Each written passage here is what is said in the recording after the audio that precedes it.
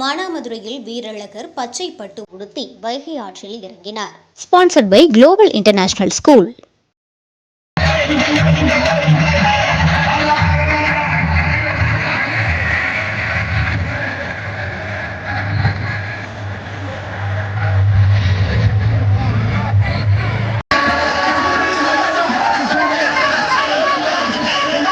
திருவிழா கடந்த 8ஆம் தேதி காப்பு கட்டுதலுடன் தொடங்கியது.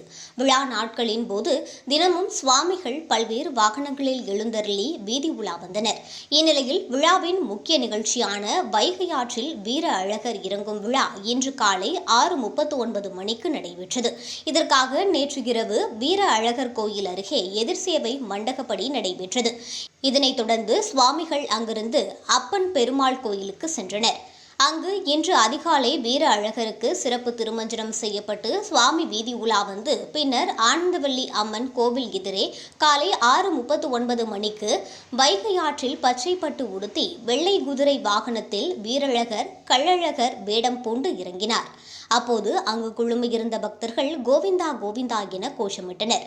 இதனைத் தொடர்ந்து சுவாமிகள் வீர அழகர் கோயில் அருகே அமைக்கப்பட்டிருந்த 1000 பொன் சப்பரத்திற்கு எழுந்தருளினார்.